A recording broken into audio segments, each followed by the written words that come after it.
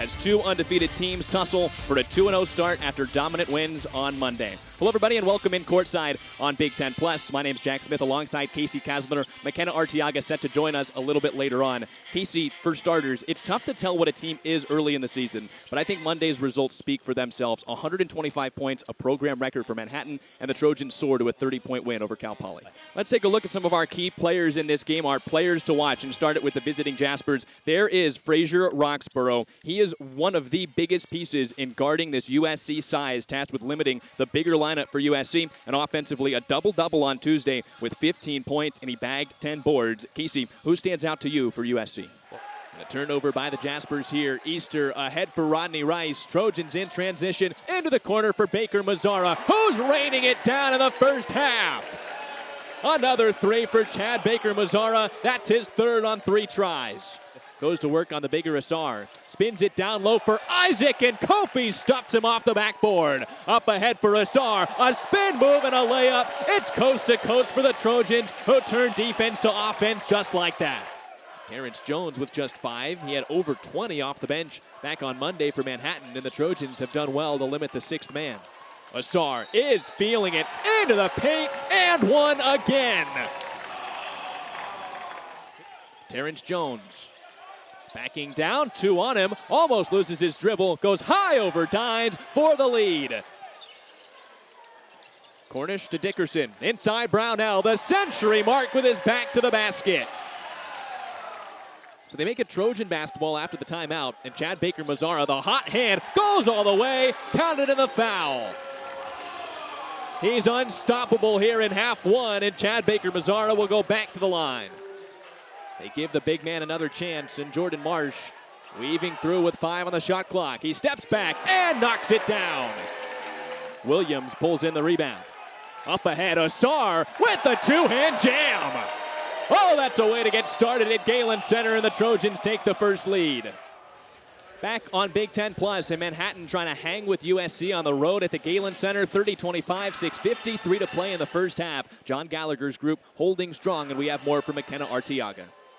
Gallagher's group has been doing well. Something that he emphasized pregame was how important it was to know the personnel from USC. If you don't know who you're guarding, if you don't know the strengths, then they're going to score every time. And they've done a pretty good job with the block game, and we'll see them try and get more points from the free throw now. But lots of Manhattan players just trying to come in and really know the USC defense to the best of their ability. Back to you, Jack. You, McKenna. Yes, pregame, KC, John Gallagher said big KYP game, know your personnel. And he said that Manhattan was studying up. They had a cross-country flight to do so. I think if you sit down on a plane for 6 hours, you can tend to go through the scouting report a time or two. Yeah, you can really watch some film, get involved the best you can. 4-point game. USC with Jerry Easter feeding Kofi, who slams it down. Off the right block, an emphatic jam. Kofi getting a bit more involved, had the put-back dunk, and now the dunk there after a big start in the first game, trying to get even more offense going. Career high, 23 for Kofi on Monday. Started 16 games as a freshman at Virginia. John Gallagher telling us pregame he was a massive part of a Virginia win over Manhattan. Manhattan's used to playing in these kind of games. Gallagher's group holds strong, but a couple late plays for Kofi gave the Cavaliers the win over the Jaspers last year. And a turnover by the Jaspers here. Easter ahead for Rodney Rice. Trojans in transition into the corner for Baker Mazzara, who's raining it down in the first half. Another 3 for Chad Baker Mazzara. That's his third on 3 tries. Can't miss right now.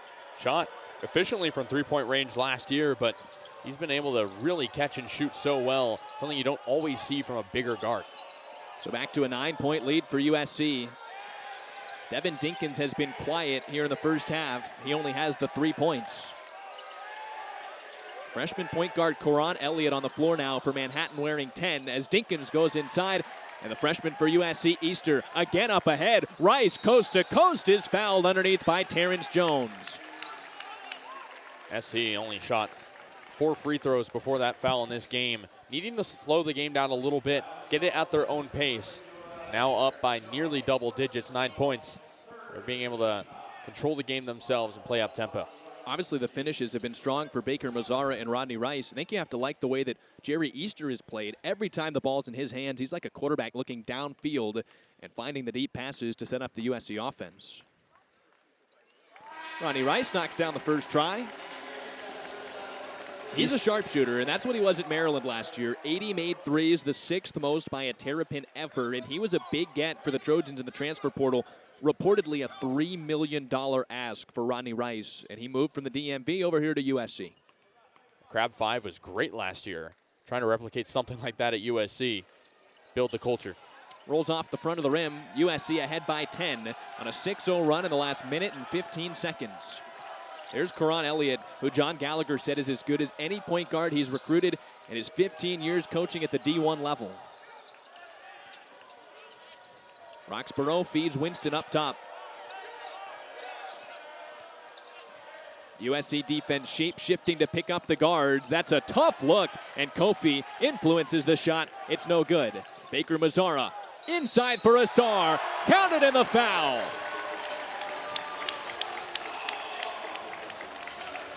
Ezra might be the most versatile player on this team. Can play some defense on the other end, get down low, draw a foul. And how about CBM, Chad Baker Mazzara, feeding to his right, finding that extra pass. Chad and Asar, once again, saw it last game, getting to the line, slowing the game down.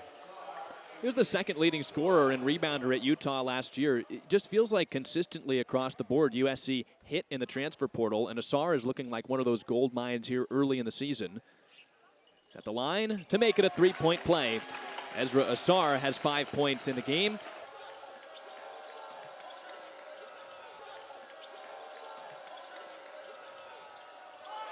A 9-0 run for the Trojans, who've hit their last 4 from the field, and the Jaspers, after taking a lead a couple minutes ago, feel like they desperately need an answer. Is it here for Roxborough? His pass knocked away. Winston with a one-hand floater, rims out, and a tip back good. Off the bench, Eric Oliver Bush knocks it in. It's an 11-point game. Trojans just continue to move with pace. Chad Baker Mazzara feeds Rodney Rice. The two transfers in tandem, and the two rattles out. Kofi lays it in again. He's dunking all over the first half, and USC's back up 13. Kofi is bullying the defense right now, down low. Able to get inside and force his will, push everyone out of the way without enforcing a foul. Feels like you're filling in a puzzle when you try and remember where all of these USC players came from. Kofi from Virginia, as there's a foul on this side. Kofi's been all over. Started in Seattle, went to Virginia, now here to USC, and the transfers have been huge for USC in this game. They're going to have to really establish a culture here at USC in a program that just has one returner on scholarship. 41-28 USC, under 4 to play in the first half. One more stretch of basketball comes up next from Galen Center. We'll be right back on Big Ten Plus.